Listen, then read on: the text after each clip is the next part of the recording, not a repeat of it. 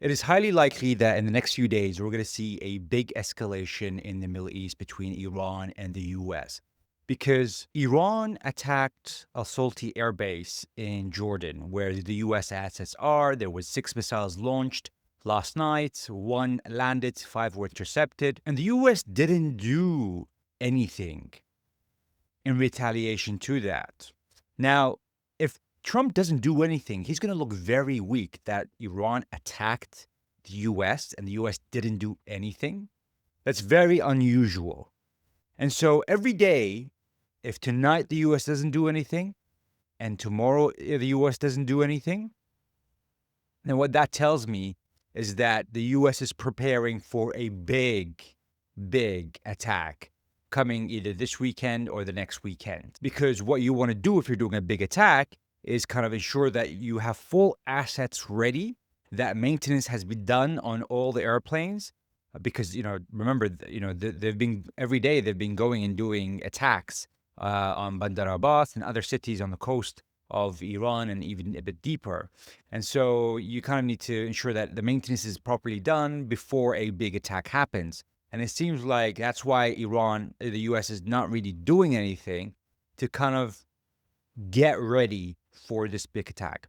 And the second thing that kind of increases the probability of the US doing something is Benjamin Netanyahu was just in the US and had a meeting with Trump.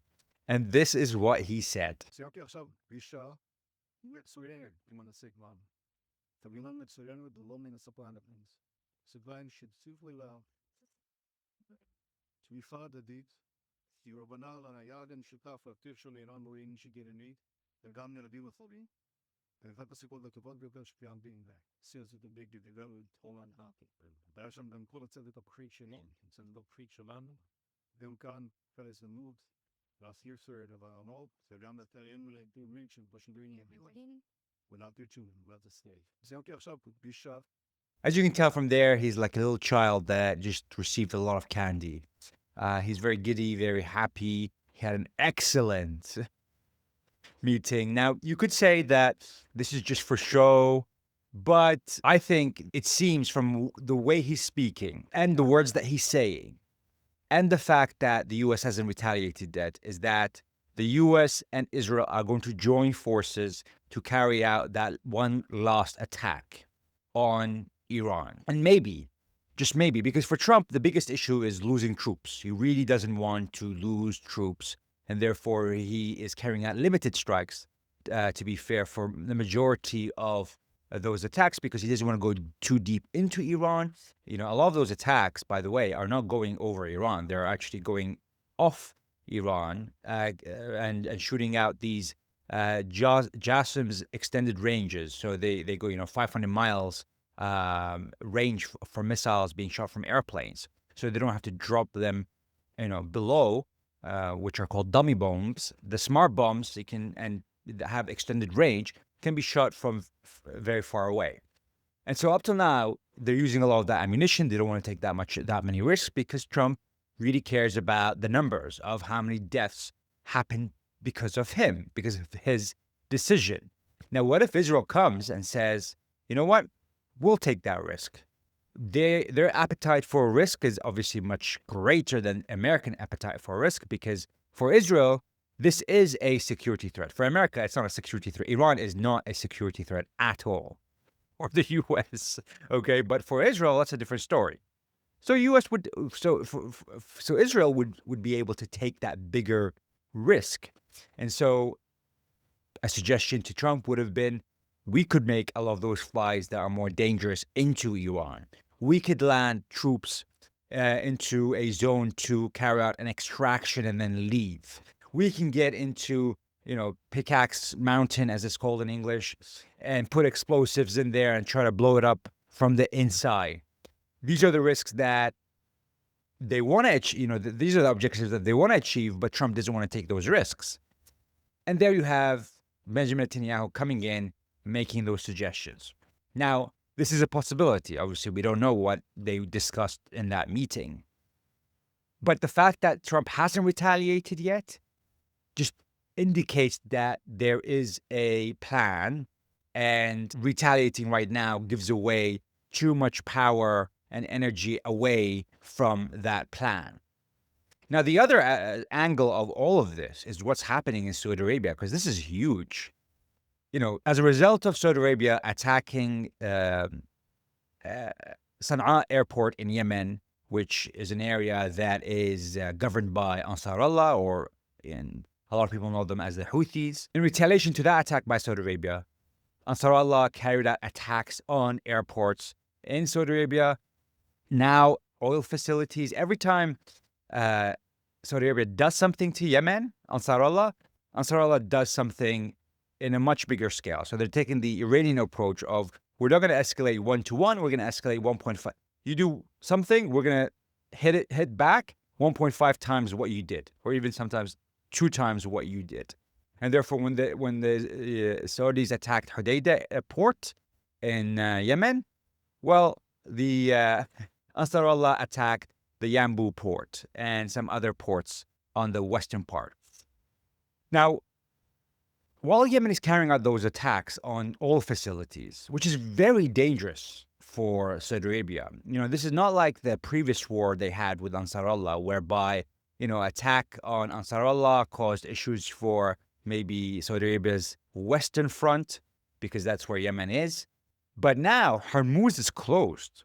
And so this is the powerful strategy of Ansar Allah choosing to retaliate to Saudi Arabia in a much bigger force at a time when Hormuz is closed, which is why also it was insane for Saudi Arabia to attack the airport in Sana'a, which started this whole conflict between Saudi Arabia and Ansar Allah or Houthis in Yemen.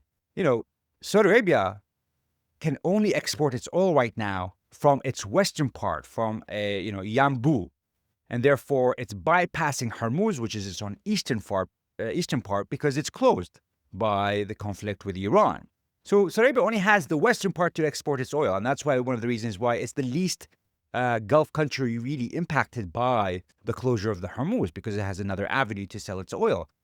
But then you go and start a war with Yemen at a time when Hormuz is closed so that they can close the western part for you. So now Hormuz is closed, and Yanbu and the Red Sea in el-Mandeb has huge disruptions because of Ansar Allah putting an embargo now on Saudi Arabia, in matching the embargo that Saudi Arabia has put on Yemen for more than 10 years.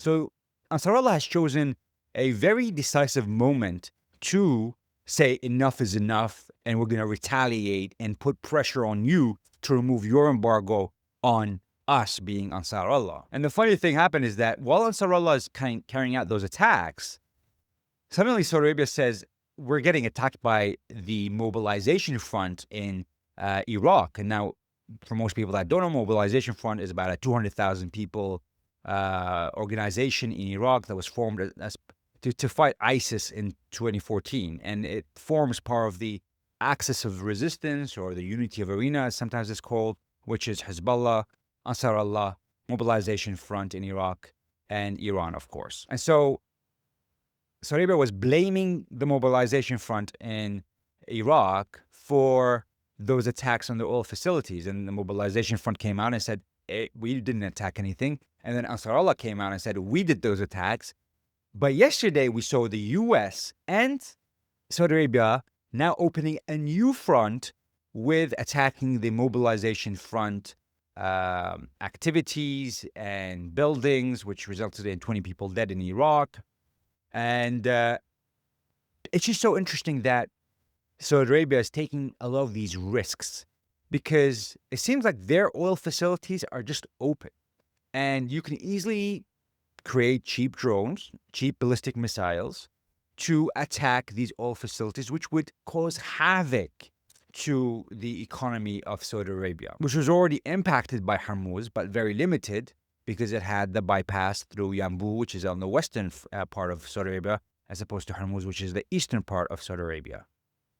But now you're attacking Ansar Allah in Yemen and attacking Iraq, the Mobilization Front.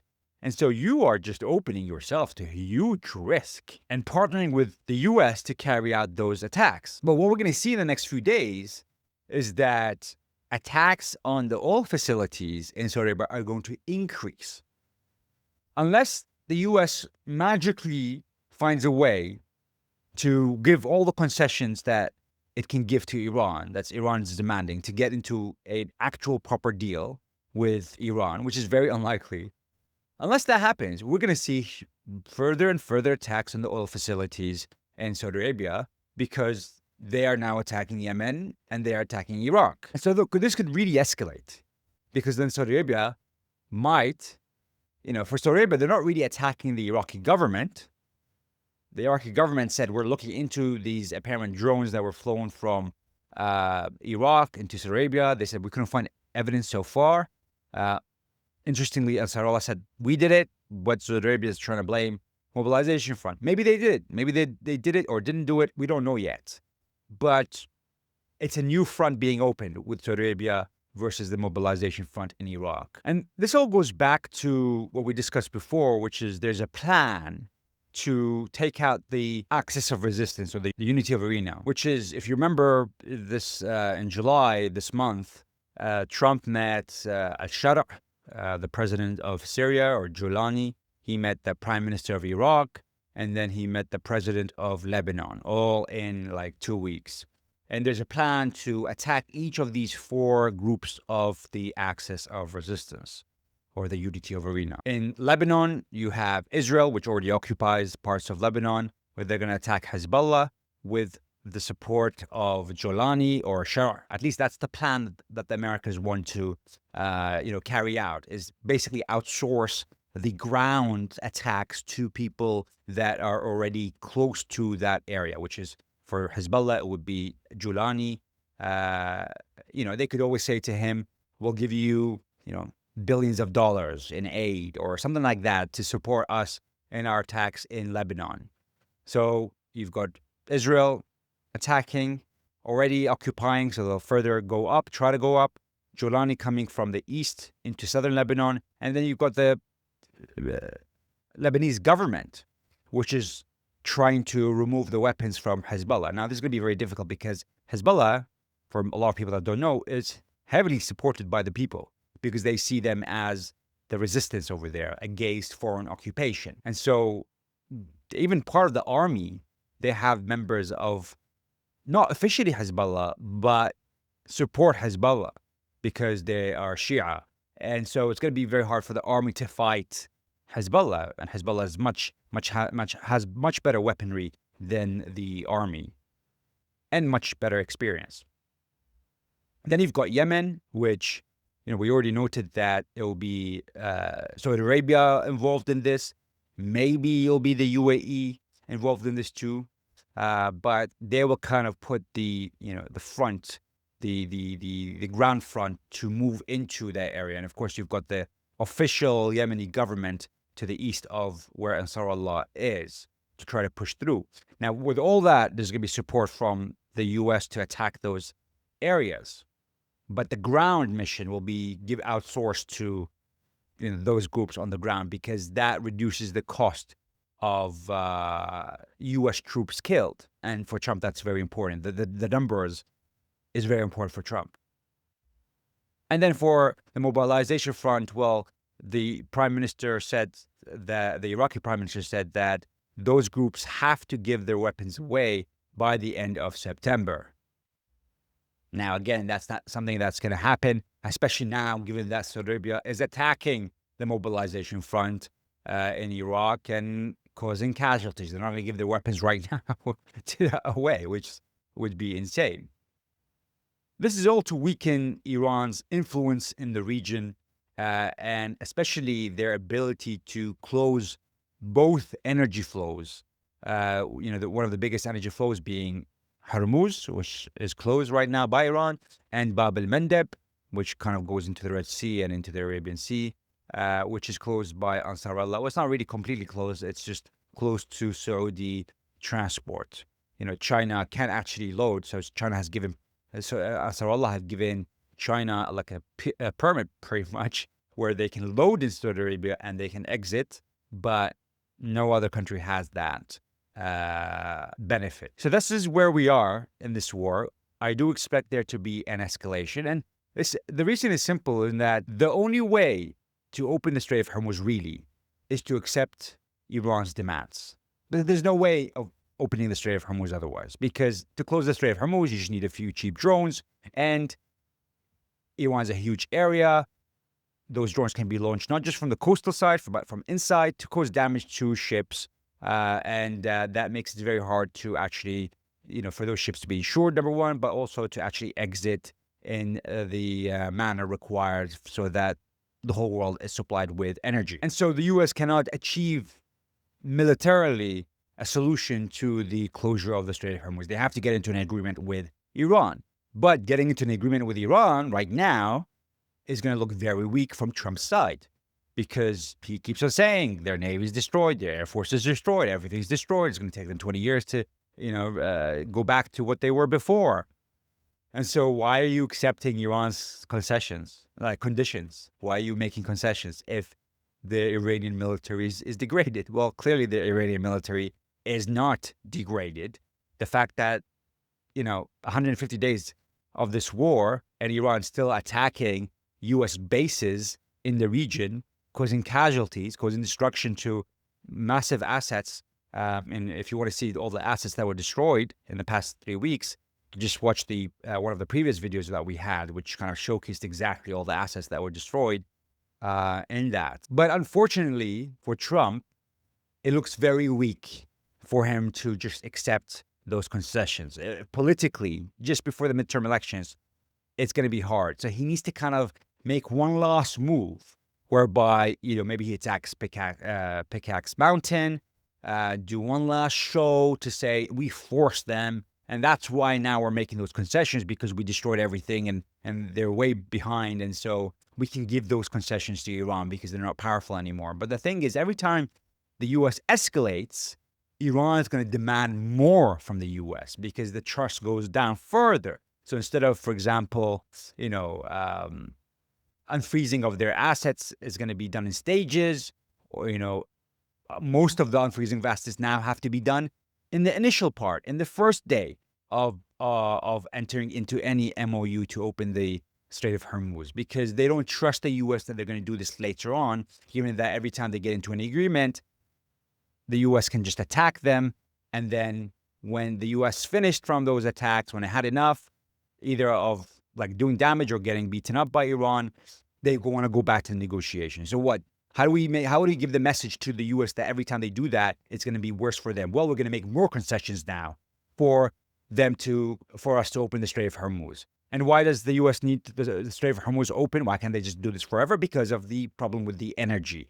The fact that the oil prices are not as high as we would expect is because the U.S. is using their oil strategic reserve, their oil inventory, to really be released into the economy, to ensure prices are low, to ensure that oil shortages are not here. But that buffer that's keeping prices low is going to finish at the end of August, estimated to the end of September. Max end of October, because we're not sure what the minimum amount they have is. And so within the next 4 to 12 weeks, there's not going to be any more oil buffer to ensure prices are low. And that's exactly before the midterm elections in November. And so the U.S. cannot continue like this. And this is why this war is very different to every other war. In every other war, whether it's Vietnam or Iraq or Afghanistan, there wasn't as big of an economic cost. There was a casualty cost, a numbers of deaths and injured, which mattered. But there was not an economic cost on the U.S. because no one controlled, as a reaction to the wars that the U.S. have imposed on those regions. None of those countries held an important choke point like Iran does with the Strait of Hormuz. And now Bab el-Mandeb being closed. And so this has an economic cost that means that we need to do this as soon as possible, as quickly as possible, achieve the objectives, and get into a solution here to open this choke point. Otherwise, the U.S. economy is capiche. Is done. If oil prices spike to, $120 plus and stays there for a long time, everything becomes more expensive. The government cannot reduce its interest rates. It's just a big cost. Inflation goes up. So that's going to have a huge impact on the midterm elections in November. And this is exactly where we are right now, being that Trump has to do one last move that he thinks is going to put pressure on the Iranians, when in fact it's going to do the opposite. It's going to make the situation worse because now he has to give more concessions to the Iranians for the Iranians to accept any sort of deal, because they have to make a point out of this. They have to impose a cost on Trump for every time he attacks Iran. They don't want him to just have a free pass to attack Iran whenever he feels like it. There has to be a cost on that. So every time he does that, they impose a cost, an additional cost to what was imposed before, to act as a deterrence to future attacks by Iran, by the U.S. and Israel. So I'm not saying that we're 100% sure that, Israel and the U.S. are going to carry out those attacks. They might surprisingly get into an agreement because Trump realizes this is a lost cause. Let me just salvage what I can right now and ensure there's no more costs in terms of casualties. We don't spend all our ammunition, especially the advanced ammunition, where they can shoot from like a distance into Iran. We need that for any future risks. Let's not use all of them. Maybe there's logic there. Maybe he's still with it and he realizes that. But the more likely situation would be that he's going to escalate. Because, especially with Benjamin Netanyahu, maybe he's trying to reduce the risk for the U.S. by escalating, by Israel taking more of the risk because they have a bigger appetite for risk, and it's in that region, and so it impacts obviously Israel much, much, much more than the U.S., which is thousands of miles away from Iran. This is where we are. Would love to know your thoughts about whether we're going to see an escalation this weekend or we're going to get into an agreement.